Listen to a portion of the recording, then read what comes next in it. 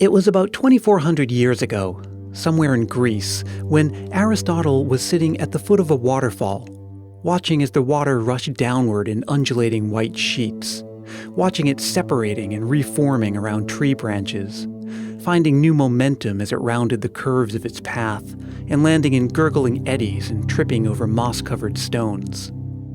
Flowing water, like fire and sunsets and natural rock formations, is one of nature's spectacular special effects. It draws the eye and captivates the attention. But there's one thing that the waterfall has that those other things don't. Because when Aristotle looked away from it to something static, he noticed that it too appeared to be moving. We know this today as the waterfall illusion, or the motion after effect. It happens when the neurons that code a particular movement reduce their response to it after prolonged exposure. But all those years ago, all that Aristotle could say of his experience was that while our senses can generally be trusted, they're also easily fooled. Our world is full of illusion, these distortions of the senses that bend our reality and let us experience the impossible.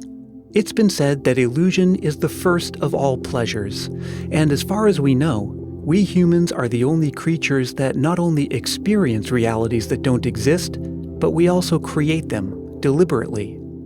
From grand stage magic to the visual arts, architecture, fashion, and film, devious cons and swindles, the illusions we create are all around us, and experiencing them is a fundamental part of what it means to be human. My name is Brian Earl, and I hope you'll join me as I share my lifelong fascination with this topic in my new podcast called Illusion, where I'll tell true stories of impossible things and the people behind them. Stories of illusions and illusionists, of con artists and card cheats, of makers and visionaries, of our limited human senses, but how those limitations are actually an enhancement, how they make for a richer human experience, one with more moments of surprise and delight and astonishment, one that satisfies our need for wonder and our joy from experiencing the unexplainable. On August 1st, I'll release the first 3 episodes, with new episodes arriving every 2 weeks after that.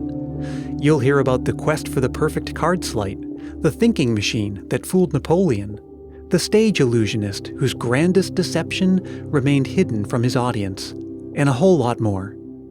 I'm excited to share these stories with you. Subscribe wherever you get your podcasts so you won't miss anything. Find me on Facebook, Twitter, and Instagram at Illusion Podcast, and find show notes, etc. at illusionpodcast.com. And be sure to check back on August 1st for 3 all-new stories of illusion.